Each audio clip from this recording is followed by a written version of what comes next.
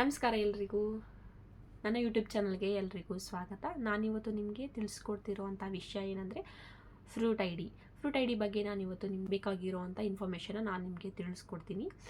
Fruit I ಡಿನ ಹೇಗೆ create ಮಾಡಬೇಕು, ಎಲ್ಲಿ ಕ್ರಿಯೇಟ್ ಮಾಡಬೇಕು, ಅದನ್ನು ಕ್ರಿಯೇಟ್ ಮಾಡಿಸೋದು ಹೇಗೆ, ಯಾರ ಹತ್ರ ನೀವು ಕನ್ಸಲ್ಟ್ ಮಾಡಿದ್ರೆ ನಿಮಗೆ ಫ್ರೂಟ್ ಐ ಡಿನ ಕ್ರಿಯೇಟ್ ಮಾಡಿಕೊಡ್ತಾರೆ ಮತ್ತು ಅದಕ್ಕೆ ಬೇಕಾಗಿರೋವಂಥ ದಾಖಲೆಗಳನ್ನು ಮತ್ತು ಅದರಿಂದ ನಿಮಗೆ ಆಗುವಂಥ ಯೂಸ್ ಏನು ಎಲ್ಲವನ್ನೂ ನಾನು ನಿಮಗೆ ಈ ವಿಡಿಯೋದಲ್ಲಿ ತಿಳಿಸ್ಕೊಡ್ತಾ ಇದ್ದೀನಿ.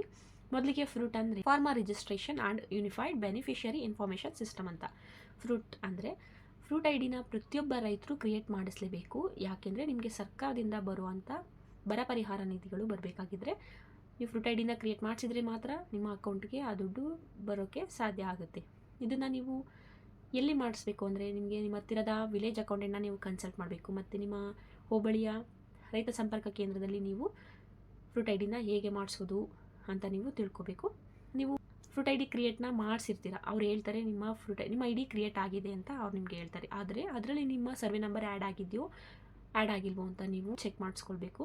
ಅಂದರೆ ಐ ಡಿ ಕ್ರಿಯೇಟ್ ಆಗಿರುತ್ತೆ, ಬಟ್ ಅದರಲ್ಲಿ ನಿಮ್ಮ ಸರ್ವೆ ನಂಬರ್ಗಳು ಕೆಲವೊಂದು ಸರಿ ಆ್ಯಡ್ ಆಗಿರಲ್ಲ. ಸೊ ನೀವು ಕಂಪ್ಲೀಟಾಗಿ ನಿಮ್ಮ ಸರ್ವೆ ನಂಬರ್ಗಳೆಲ್ಲವೂ ಅದರಲ್ಲಿ ಆ್ಯಡ್ ಆಗಿದೆಯೋ ಇಲ್ವೋ ಅನ್ನೋದನ್ನು ತಿಳ್ಕೊಬೇಕು.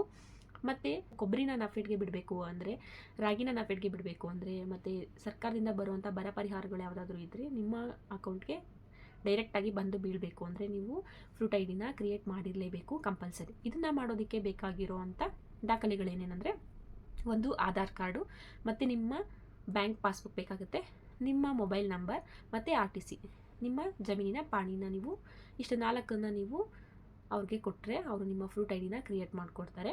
ಇದರಿಂದ ನಿಮಗೆ ತುಂಬ ಯೂಸ್ ಆಗುತ್ತೆ. ಸರ್ಕಾರದಿಂದ ಬರೋ ಹಣ ಎಲ್ಲವನ್ನು ನೀವು ಖಂಡಿತವಾಗ್ಲೂ ಪಡಿಬೋದು. ನೀವು ಫ್ರೂಟ್ ಐ ಡಿನ ಕ್ರಿಯೇಟ್ ಮಾಡಿಸಿಲ್ಲ ಅಂದರೆ ಅದಕ್ಕೆ ಸರ್ಕಾರ ಯಾವುದೇ ರೀತಿ ಜವಾಬ್ದಾರಿನ ತಗೊಳ್ಳೋದಿಲ್ಲ. ಯಾಕೆಂದರೆ ನಿಮ್ಮ ಫ್ರೂಟ್ ಐ ಡಿನ ನೀವೇ ಕ್ರಿಯೇಟ್ ಮಾಡಿಸಿರಬೇಕು ಮತ್ತು ಅದಕ್ಕೆ ಸರ್ವೆ ನಂಬರ್ಗಳು ಆ್ಯಡ್ ಆಗಿದೆಯೋ ಇಲ್ವೋದನ್ನು ನೀವೇ ಚೆಕ್ ಮಾಡಿಸಿ ತಿಳ್ಕೊಂಡಿರಬೇಕು.